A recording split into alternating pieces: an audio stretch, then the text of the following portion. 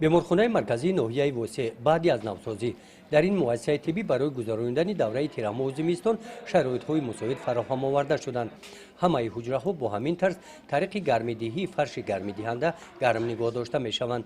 با مقصد صرفه‌کارانه استفاده نمودن نیروی برق بیمارخانه از واسطه‌های برق‌دهنده طریق نور آفتاب و روشنی نیروگیرنده استفاده می‌نماید. با استفاده از چنین واسطه حجره‌ها دائمی با آب گرم تامین هستند.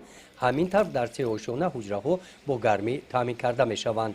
برای فصل تیرماه و زمستان سال 2021 و 2022 بعد تعمیر از نوسازی بیمارخانه مرکزی ناحیه ما همه فرش‌های گرمی دهنده تامین شده است.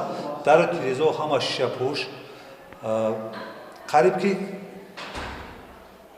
همه تجهیزات ها میرسد به حد نقض مسئله زمستان گذرانی ما. همه حجره های بیماران گرم با فرش های گرمی دهنده تجهیزات داشت. در تیره‌ها همه شیشه پوش کرده شدند. با گرمی دهی علوی احتیاج نداریم عین وقت.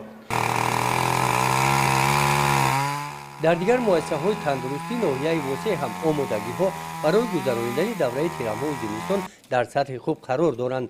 در مؤسسه دولتی خانه اینترنت بیماری‌های روحی که از جانب دولت و سرپرستان مبلغ گذاری کرده می شود برای گذراندن این دوره به مقدار 70 تن انگشت و 70 کوب هیزم ذخیره کرده شدند. این مؤسسه طریق پیچ‌های بوغی گرم کرده می شود. حالت پیچ‌ها به موسم نو پورا تیار می باشند. در مؤسسه همچنین واسطه‌های برق‌دهنده دیزلی موجود میباشند. رهبریت مؤسسه دولتی خانه اینترنت بیماری‌های روحی ناحیه وسه اطلاع دادند که مؤسسه به دوره تیرماه و زمستان امسال آماده بوده این موسم را به دشواری میگذرانند.